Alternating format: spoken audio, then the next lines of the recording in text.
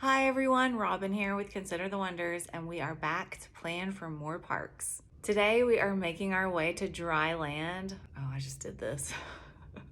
We're heading to dry land today and throwing in a little bit of water as we talk about national recreation areas, preserves, reserves, parkways, and scenic trails. There are 18 national recreation areas that you can visit, and they have a good mix of both water and land activities that you can do.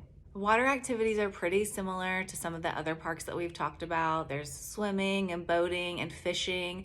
Now, with fishing, it's going to be a little bit different than if you were at a national river. This is more about fishing in like a reservoir or like a lake kind of type setting. So you just have to adjust for that if you're going to go there for fishing. On land, there's also a lot of hiking trails that you can take, but in national recreation areas, they also offer some great cycling options. If you love grabbing your bike and getting out on the road, definitely consider one of these areas as a place to ride. Maybe you love taking your own path. If that's you, then these areas also offer some really cool off-road vehicle experiences. Okay, let's get into reserves and preserves. These are very similar things, and they were actually created to protect a certain resource that is within our country. So take, for instance, the tall grasslands in Kansas. That was created to protect those amazing tall grasslands. So keep that in mind when you're in these areas. There are 2 preserves and 19 reserves. No, that's not right.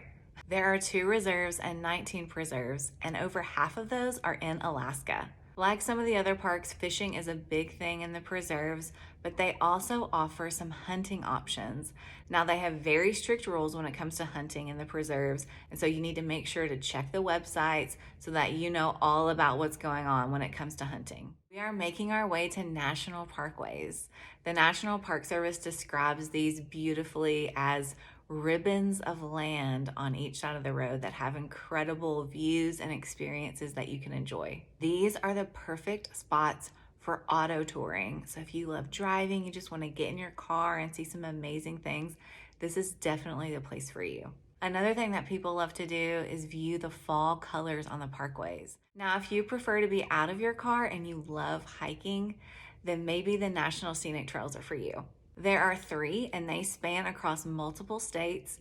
Maybe one of the more well-known ones is the Appalachian Trail, and it is over 2,100 miles long. Now, I'm not going to sit here and say that I am an expert through hiker on scenic trails, but we will definitely get into the details of these when we get into these specific park videos. The park units that we've highlighted today are all very different, but they all offer some incredibly beautiful experiences that you can have. As always, if you have any questions or comments, just put those below. Make sure you hit that subscribe button, and we'll see you at the park.